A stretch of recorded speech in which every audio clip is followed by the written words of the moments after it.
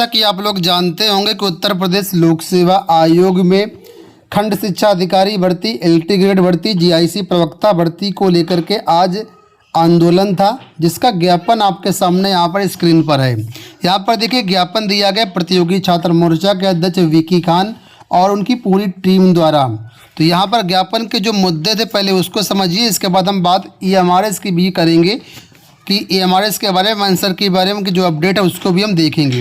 सबसे पहले यहाँ पर देखिए इस ज्ञापन में एलटी ग्रेड और इन भर्तियों के बारे में क्या कहा गया है। तो यहाँ पर देखिए लिखा हुआ कि सादर अवगत कराना है कि एलटी ग्रेड जीआईसी प्रवक्ता का विज्ञापन जारी हुए कई वर्ष बीत चुके हैं। प्राप्त सूचना के अनुसार उक्त दोनों प्रकरण पर समकक्ष वार्ता विवाद का समाधान उत्तर प्रदेश शासन द्वारा किया जा चुका है। साथ ही खंड शिक्षा अधिकारी से संबंधित समकक्ष वार्ता का विवाद भी जो है समाधान उसका भी हो चुका है। ऐसे में प्रतियोगी छात्र मोर्चा का एक शिष्टमंडल माननीय आयोग से मिलकर के निम्न बिंदुओं पर वार्ता एवं समाधान चाहता है। तो यहाँ पर देखिए नंबर 4 मुद्दे यहाँ पर बताए गए हैं। नंबर 1 पे देखिए बोला गया है कि समकक्ष वार्ता का विवाद समाधान हो चुका है, एलटी ग्रेड जीआईसी प्रवक्ता का नया विज्ञापन अविलंब जारी किया जाए। दूसरा यहाँ पर देखिए खंड शिक्षा अधिकारी की समकक्ष वार्ता का भी समाधान हो चुका है, अतः इसका भी विज्ञापन शीघ्र जारी किया जाए। तीसरा यहाँ पर मुद्दा एलटी ग्रेड 2018 की अवशेष श्रेष्ठता सूची की तीसरी सूची जारी करने संबंधित है। और देखिए चौथा पॉइंट यहाँ पर है कि एलटी ग्रेड जीआईसी का जो नया विज्ञापन जारी होगा उसमें जो है 5 वर्ष की आयु सीमा में छूट भी दी जाए, क्योंकि 6 वर्ष से विज्ञापन लगभग 5 वर्ष कंप्लीट हो चुके हैं, 6ठा वर्ष चल रहा है, तो एलटी ग्रेड का विज्ञापन नहीं आया है। ऐसे में कम से कम छात्रों को 5 साल की आयु सीमा में छूट भी दी जाए। तो इन सब मांगों को लेकर के आज प्रतियोगी मोर्चा की जो टीम है उपस्थित थी लोक सेवा आयोग गेट नंबर 3 पर, ठीक है, जहाँ पर जो अपडेट है वो आप खुद देखिए क्या कहा विकी खान जी ने। इन मुद्दों को लेकर आज हम लोग लोक सेवा आयोग के गेट नंबर 3 पर अपनी मौजूदगी दर्ज करा रहे हैं और जो है एक ज्ञापन सौंपा गया है। इन मांगों को जो है माननीय अध्यक्ष लोक सेवा आयोग तक भेजा गया है। जैसा कि आप लोगों को पता है कि 7 तारीख को एपीएस की परीक्षा है, जिस वजह से मीटिंग चल रही है लोक सेवा आयोग के अंदर उस परीक्षा को संपन्न कराने के लिए, और 8 से 12 तारीख तक पीसीएस 2023 का साक्षात्कार शुरू होने जा रहा है।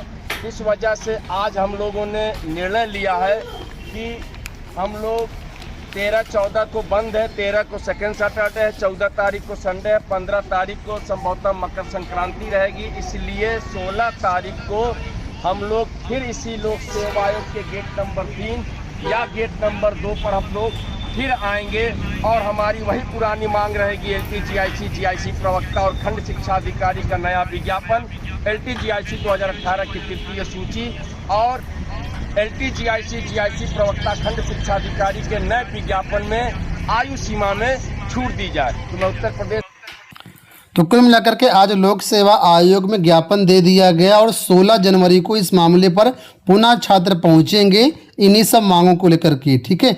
तो ये फिलहाल आज की अपडेट होगी। इसमें आयु सीमा का भी मुद्दा है, छात्रों को 5 साल की आयु सीमा में भी छूट देने की मांग की गई है। अब हम लोग बढ़ते हैं ईएमआरएस की तरफ।